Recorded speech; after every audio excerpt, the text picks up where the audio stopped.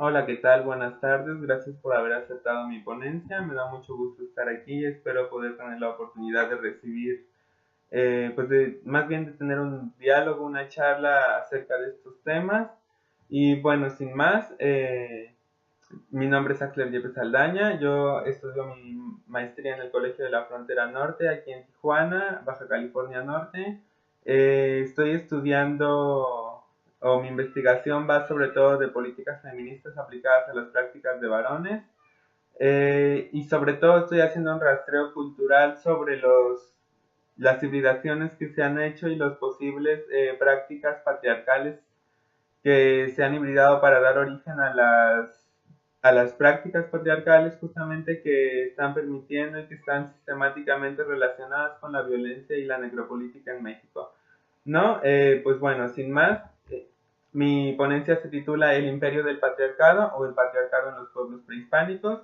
Voy a hacer algunas intervenciones sobre mi texto y pues bueno, este imperio del patriarcado yo lo estoy proponiendo en respuesta a aquellos que creen que los del deseo homosexual tenemos un imperio gay, ¿no? Ya habrán escuchado las declaraciones de algunos personajes de la Iglesia Católica Mexicana. Empiezo entonces. Introducción. Ya lo insinuó el autodefinido misógino feminista Carlos Monsiváis. El patriarcado tiene una tendencia universal, mostrándonos la sospecha feminista de un sistema de dominación masculino sobre lo femenino, que no es exclusivo de las manifestaciones de violencia de género en el México moderno, sino que involucra un aparato de poder sobre los individuos y nuestra manera de entender esas manifestaciones de subordinación. Entonces me pregunto, ¿de qué manera entendemos la sexualidad precolombina sin el heurístico occidental? Y apunto a la necesidad de revisar la construcción discursiva mediante la cual se ha escrito la epopeya de la conquista, como libre de deseos sexuales e intereses personales de los participantes. La Malinche ha pasado como la traidora, o la chingada, diría Octavio Paz, y no como la traductora de culturas que se enfrentó a su destino, ser el objeto de intercambio entre tratos de varones. Este ejemplo de tráfico de mujeres, y tomo este concepto de el tráfico de mujeres, notas sobre la economía política del sexo de Gail Rubin. El ejemplo de tráfico de mujeres que pongo es la historia de Malinche, queda como una muestra del borramiento del patriarcado imperante en favor de la narración de la historia, historia con H mayúscula, tal como es contada de manera disciplinada. Por tanto, no es posterior a la caída supuesta del imperio azteca la inmersión del patriarcado en nuestras tierras, pues ellos mismos educaban a sus mujeres para la sumisión ante los hombres. Más bien, se van a articular los sistemas de dominación precolombinos con los raciales y clasistas heredados del occidentalismo al que el devenir histórico civilizatorio nos ha llevado. Antes de eso, el patriarcado como agente de subjetivación de los cuerpos, atravesados por la sexuación cultural. En esto, diría yo que el psicoanálisis ya tiene experiencia, y rastreando las prácticas culturales, podemos descolonizar las subjetividades, pues la colonialidad de género solo se adhirió al patriarcado precolombino y se perpetuó la sujeción a una moral sexual cultural. Subjetividades precolonizadas es lo que quisiera abordar en este momento a través de, y titulo mi siguiente apartado, una arqueología metodológica. ¿A qué me refiero con esto? Que a partir del diálogo con diferentes autores podríamos analizar las condiciones o posibilidades de condiciones patriarcales en la cultura azteca, ¿no? Es muy importante, se puede considerar a los aztecas como un imperio, pues extendieron su lengua náhuatl y también extendieron como algunos territorios. Me refiero que su cultura se puede considerar un imperio. Yo en este momento estoy nombrando imperio al patriarcado por su alcance. No quisiera detenerme demasiado en estos términos, pues lo que yo voy a estar sugiriendo constantemente es que los individuos que formaban parte de estas culturas prehispánicas también se veían envueltos en un sistema de dominación patriarcal, ¿no? Y bueno, según mi arqueología, yo puedo rastrear para dialogar autores como Levi Strauss, como Jacques Lacan, sobre todo para, bueno, Lévi-Strauss desde la antropología estructural que nos está proponiendo las estructuras elementales del parentesco, y Dirac-Lacan que si se puede pensar que tiene una tendencia universal el patriarcado y pues el derecho paterno, ¿no? Que se asigna sobre los hijos cuando se reconoce quién es la figura paterna y se entra dentro de un discurso simbólico, ¿no? Que son estructuras de pensamiento básicamente que dan cabida a modos de subjetivación que ya sabemos que son el hombre y la mujer, ¿no? Y bueno, Lacan en su segundo seminario tiene esta discusión sobre si se puede considerar que el patriarcado tiene una condición universal. Ya sabemos con los estudios decoloniales que no se puede universalizar y que hacer un rastreo genealógico a veces es una metanarrativa, pero la respuesta que ellos están dando, que me parece muy pertinente, son las relaciones de consanguinidad que se simbolizan y que se reflejan en ciertas conductas patriarcales y cierta hegemonía o primacía de lo masculino y de los hombres, ¿no? Vamos a ver con el ejemplo azteca, que si bien algunas mujeres tenían algunos cargos, cosa que no pasaba en otras culturas, no eran la mayoría y seguimos viendo ciertos mecanismos operando de dominación, ya los voy a describir más adelante, y pues solo no dejarnos engañar con que la participación de las mujeres en el comercio les daba un estatuto de mayor libertad, porque sigue existiendo como todo un sistema de dominación a través de la familia y el mantenimiento de la especie, ¿no? Insisto que lo voy a desarrollar más adelante y tampoco quisiera hacer una genealogía precisamente de cómo es que se originó el patriarcado, ¿no? Yo estoy proponiendo que ya se encontraba presente en algunas manifestaciones de estas culturas. No me parece tampoco de desechar la aportación de Engels con el origen de la familia, la propiedad privada y el Estado, en donde él hace un rastreo de cómo, pues con la evolución hacia la civilización, según él, tiene que haber un paso necesario de una organización matriarcal a una patriarcal, y que esto se va reconociendo, ¿no? En cómo se van desarrollando diferentes tribus y pasan a ser bárbaras. Entonces ya sabemos que hay toda una crítica a este discurso, pero tiene mucho sentido pensar el patriarcado como pues sí, como una dimensión simbólica que sí efectivamente es socialmente construida y que se está replicando, ¿no? A través de diferentes sistemas, entre los cuales el parentesco como modelo ya sabemos que tiene una hegemonía incluso hoy en día, ¿no? Bueno, mi rastreo prehispánico va a ser una inversión del relato con esto que estoy diciendo. Pues bueno, yo a partir de Derrida me permito escribir desde algo que llamo un punto de vista feminista, pues el feminismo ya hizo una crítica de ver a la Malinche como esta epopeya de la traición, a verla como pues una traductora de culturas, ¿no? Que fue finalmente intercambiada entre hombres, ¿no? Y pues bueno, justo esto en contra de una escritura falogocéntrica, como el mismo Derrida nombra, a este modo de producción de la escritura masculina y que se ha academizado y que se le da como cierta hegemonía a los supuestos saberes universales y primados, que ya pudimos ver con mi discusión del patriarcado, que la condición universal no es universal, más bien es simbólica y tiene que ver con el reconocimiento de relaciones parentales. No es más que eso, y con el modelo monógamo que las familias replican, ¿no? Bueno, pues ya sabemos que la historia no es solo una ni se escribe con mayúsculas. Yo estoy haciendo un rastreo de cómo es que, si bien hay participación activa de las mujeres como productoras de cultura, eh, cómo se ven insertas en un sistema de dominación, ¿no? No alcanzo a proponer toda una nueva metodología, pero sí con este discurso me permito deconstruir las historias y reescribir nuevas formas de mirar, y por eso comienzo con el mito de Malinche.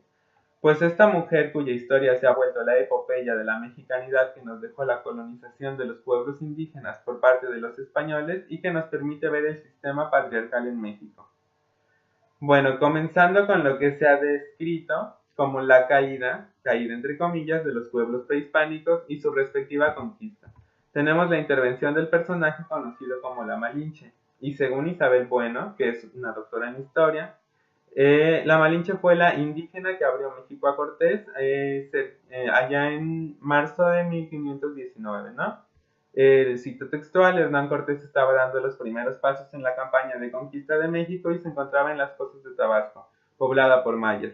Tras librar una batalla en Centla, los caciques locales acudieron una mañana al campamento español para agasajar a Cortés con numerosos regalos de oro, mantas y alimentos. Le llevaban también 20 doncellas. Los pactos dentro del término que en poco tiempo sería colonia española durante 3 siglos y actualmente se conoce como México, con varias variantes históricas de sus territorios como Estado-nación, se llevaban a cabo por sus patriarcas intercambiando mujeres, y para eso no tuvo que haberse impuesto aún el proyecto modernizador europeo venido con la colonia. Podemos darnos cuenta que el patriarcado también atravesaba las prácticas de las culturas precolombinas. Me faltaría tal vez un análisis más minucioso para describir cada una de las prácticas en las que estaba expreso, pero los datos que voy conjuntando indican esto. Había organizaciones sociales relativamente similares a las nuestras, que operaban en esas culturas, las instituciones religiosas y de parentesco, donde es claro que, y cito a Patricia Corres, una psicóloga, la educación de las mujeres durante la época del Imperio Azteca estaba encaminada a una vida adulta de sumisión, comportamiento que mantenía ante el hombre, quien se encontraba en lugar de dominio. Y ella comenta esto pensando que por eso no es raro que se haya presentado el intercambio de mujeres entre hombres, eso ya es mi idea, como hoy en día pasa inadvertido por su cotidianidad, ¿no? Entonces esta condición de desventaja y la escritura que hoy en día tenemos de aquello hace que no se denote las condiciones patriarcales que efectivamente dominaban a sujetos femeninos. Y bueno, vuelvo a citar a Isabel Bueno: la entrega de estas jóvenes hay que entenderla dentro de las costumbres de los aztecas, pues solían viajar acompañados por mujeres que les cocinaran. Y al ver que los españoles carecían de ellas, decidieron ofrecerles algunas jóvenes destinadas también al servicio doméstico, aunque era fácil que se convirtieran a sí mismos en concubinas. Antes de aceptarlas, Cortés ordenó que fueran bautizadas, menos por razones religiosas que para cumplir la ley castellana que permitía mantener relaciones de concubinato únicamente entre personas cristianas y solteras. Al día siguiente, frente a un improvisado altar presidido por una imagen de la Virgen y una cruz, un fraile puso nombre a Doña Marina, a aquella india y señora que allí nos dieron. Es la cita de Isabel Bueno. Y pues bien, ¿qué pasa con esto? Que esta Doña Marina o Malinche, Malinali, depende como quisiéramos nombrarla, todo claro que cada manera de nombrarla tiene un uso político. Yo en este momento diría que yo acepto muy bien Malinali, pero por fines críticos y sobre todo por traducción cultural, prefirió yo personalmente usar Malinche, quien se enfrenta a su destino de una manera más trágica que el pobre Edipo, que protagoniza la metáfora del hijo de familia. Su destino fue el de la mujer occidental que es para el otro, diría Simone de Beauvoir, y no es poco decir que ella facilitó bastante la comunicación entre Cortés y los indios, mismos que no esperaban el futuro de discriminación que comenzaba con ese nombramiento hacia estas comunidades originarias de estas tierras. Y regreso con Isabel Bueno, pues como dice ella, como resumía una cronista, cito: Marina sirvió de lengua intérprete de esta manera. Cortés hablaba a Aguilar, y Aguilar a la India, y la India a los indios. Este sistema de traducción fue decisivo para el avance conquistador de Cortés, no solo porque le permitió comunicarse con los indígenas, sino también porque así conoció la situación interna de cada grupo, y pudo ganarse su lealtad frente al enemigo común, Moctezuma. Me parece crucial fijarnos en la manera en que se cuenta la historia. Esto nuevamente volvemos a mis ideas, al decir que en la campaña final sobre Tenochtitlan, la labor de Marina resultó decisiva para recabar el apoyo masivo de los indígenas enemigos de los aztecas. Y como retoma Isabel Bueno, para transmitir sin ambajes las más duras exigencias de los españoles contra los vencidos. Entonces da la impresión de que Marina Malinche Marinali tiene una posición traicionera hacia la cultura que la vio nacer y su destino pasa a la historia como la epopeya del malinchismo. Sería preciso entonces comenzar a decir cosas diferentes sobre este ser con destino de mujer en un sistema patriarcal. Intentar dilucidar su historia nos obliga a saber que la supuesta libertad por parte de Cortés solo la consiguió siendo entregada como esposa a otro español, para luego morir prematuramente.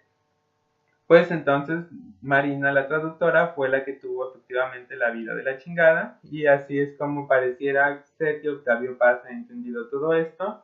Ya sabemos que justamente la traducción de culturas que llevó a cabo no ha sido retomada, ni tampoco la situación en la que se hallaban estos pueblos, ¿no? Con algunos tratos indígenas. Ya vimos que justamente entre los varones se empleó el intercambio de mujeres para el enemigo común que era Moctezuma, que quería ser derrocado. Ya también tenemos el texto, pues algo metafórico de Elena Garro de si la culpa la tienen los tlaxcaltecos, y que denota como esta idea, ¿no? De cómo los pueblos también que estaban como justamente bajo el imperio azteca, hablando de esto, pues querían también rebelarse, ¿no? Y poder tener cierto grado de libertad. Creo que se puede entender así.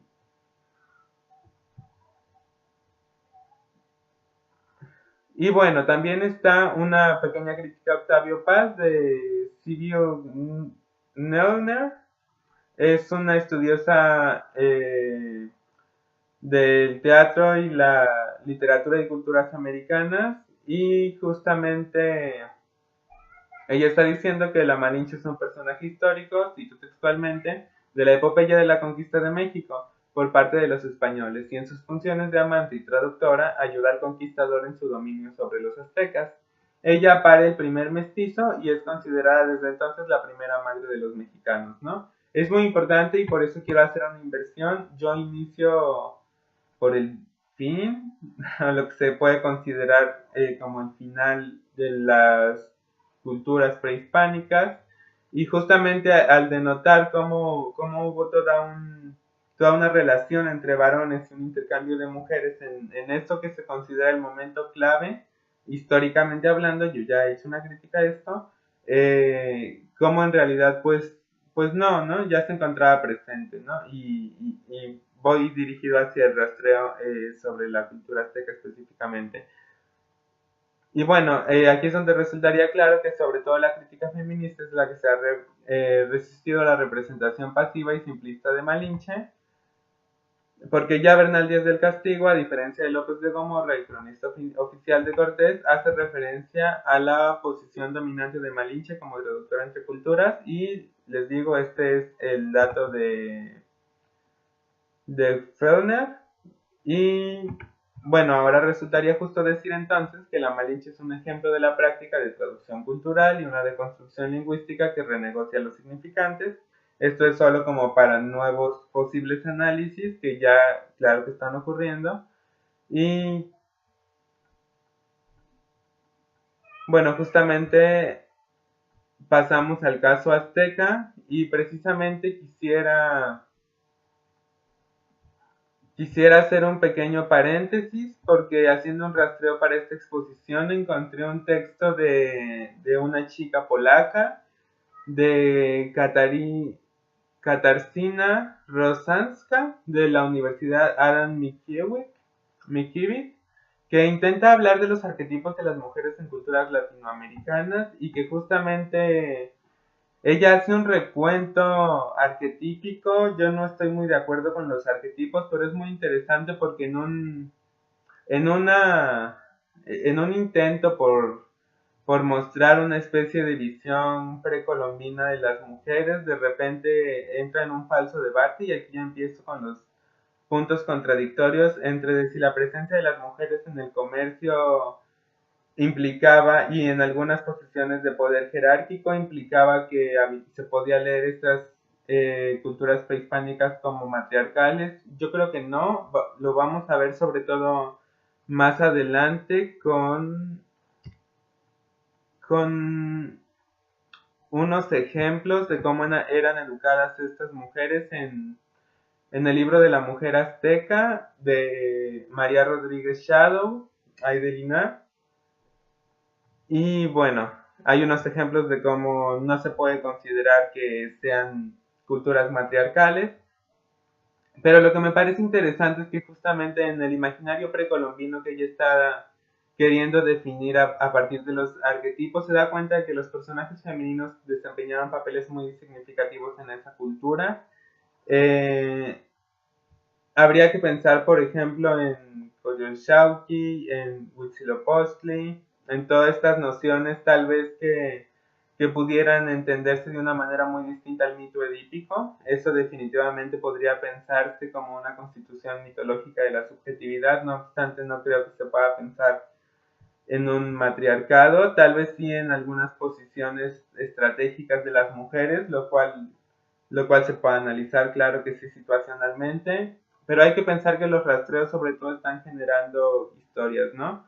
Por eso yo prefiero llevar mi rastreo, pues, sobre todo hacia este libro que les digo, La mujer azteca. Me parece un muy buen recuento de la condición patriarcal. ¿Por qué? Porque en él María Rodríguez Shadow está describiendo situaciones muy claras, ¿no? O sea, si se puede pensar que la mujer tiene un papel dominante por estar en el comercio, ella dice, pues, en realidad no, y hace todo un análisis dialogando con estudiosos de esta cultura como Miguel de León Portilla, que es un clásico, y que justamente ella está planteando, ¿no? ¿Qué pasa con las diferencias de clases? Las situaciones sociales de las mujeres nobles no eran las mismas que las de las mujeres pueblerinas, y qué pasa, por ejemplo, con las esclavas, que si bien estaba cierto institucionalizado el trabajo sexual, pues estas esclavas en realidad habían sido chicas vulnerables de tribus o de asentamientos que habían sido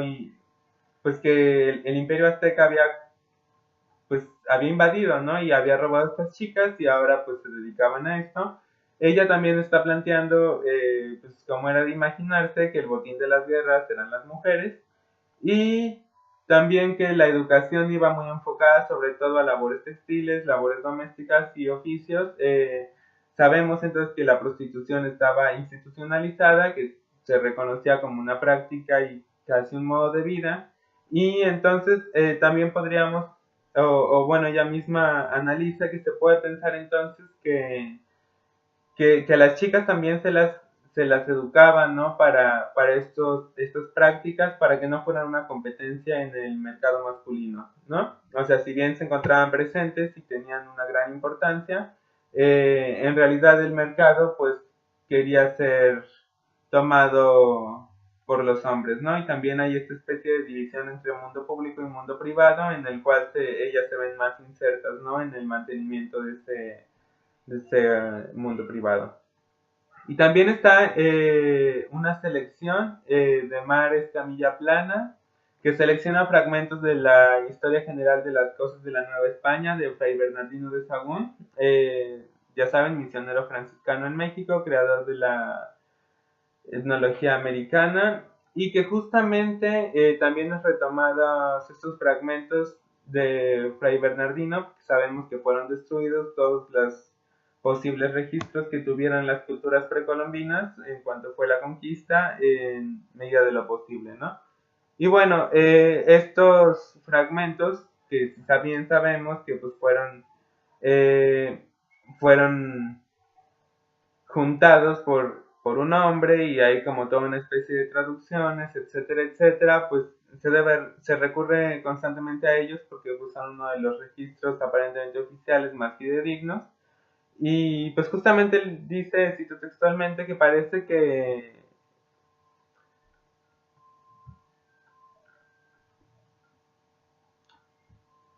bueno, empiezo más bien con Mar Escamilla Plana, que justamente selecciona estos textos para conocer el patriarcado en el viejo mundo, y ella también está proponiendo que también es muy parecido a la época medieval. Y bueno, ella deduce que se puede deducir que las mujeres debían seguir un estricta conducta moral que fomentaba actitudes como el sacrificio, la oración, la abstinencia, así como el recato y pudor en las formas de relación con la comunidad y en especial con los componentes masculinos del grupo. La mujer precolombina ideal debía ser trabajadora y discreta, guardiana de tradiciones, modelo de virtudes para su familia y ejemplo para su comunidad. Se cierra la cita. Y pues bueno, no quisiera hacer toda una nueva construcción discursiva de la feminidad, solamente estoy apelando a este rastreo de datos que pareciera que nos lleva hacia una dominación aparentemente patriarcal, y lo nombro porque si bien podemos ver con que las mujeres participantes en el comercio no están representando en verdad un matriarcado, tampoco podríamos pensar entonces que las mujeres son las únicas subordinadas. Obviamente también las prácticas de travestismo de varones están penadas y pues bueno, ¿no? Podemos ver que los hombres también son sujetos de subordinación, solo que hay un imperativo en el cual ellos tienen efectivamente privilegios ante las mujeres, y eso es lo que no se puede negar como un imperio del patriarcado precolombino, ¿no? Finalmente cierro con otra cita del texto de esta autora, que les digo, hace un recuento, una selección de fragmentos, Mares Camilla, sobre Fray Bernardino de Sahagún. Y bueno, ¿no? Tenemos el caso de Perú, cito, que en algunas de las tareas agrícolas eran responsabilidad única de la mujer, pero no por decisión masculina, sino por imposición propia de la mujer nativa y sin posibilidad de transgredir esta costumbre. O por ejemplo, la concesión del disfrute de cierta libertad sexual en la juventud para ambos géneros, sin que estuviese considerada negativamente esta actitud por la sociedad, así como la existencia de mujeres jefas de señoríos que ejercían directamente el poder, con el añadido de que transmitían la herencia al primogénito sin valorar la condición de género de este último. Y bueno, ya sabemos entonces que si bien hubieron mujeres que ocuparon cargos en la élite y que estuvieron insertas en todo este mantenimiento y transmisión de herencia, pues eh,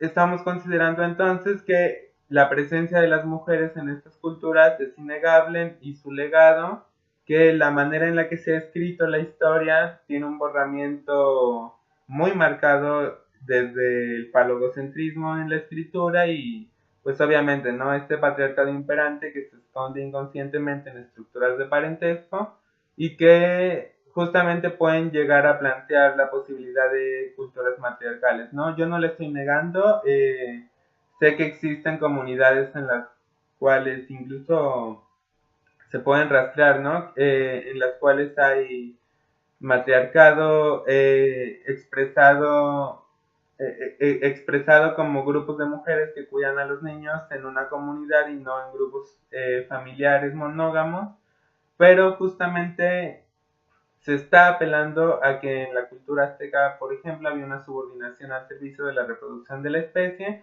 y que se siguen preservando valores patriarcales. Ya sabemos, ¿no? En los modos en los que se educaban a las mujeres y las prácticas relegadas, ¿no? Que es básico partir, insisto, desde el texto de Gail Rubin, del tráfico de mujeres, porque hay una división sexual del trabajo muy clara, y si bien el deseo sexual es un tema aparte, yo estoy en este momento concluyendo con estas ideas, ¿no? No cabe duda que la forma en que se inscribían los individuos también era a partir de una subjetivación patriarcal y de una tajante diferencia cultural sobre la diferencia sexual, ¿no? Y pues bueno, eso sería todo por mi parte. Espero haber sido claro. Me hubiera gustado más poder estar con ustedes en otro medio o sin medios tecnológicos. Yo sé que no fue posible, pero tengo las referencias de estos textos y me gustaría que pudieran discutirse el abordaje, discutirse si se puede justamente tener una mirada en retrospectiva y encontrar algunos esbozos de patriarcado o de otros tipos de prácticas, ¿no? Pues muchas gracias y creo que ya pasé el tiempo y hasta pronto.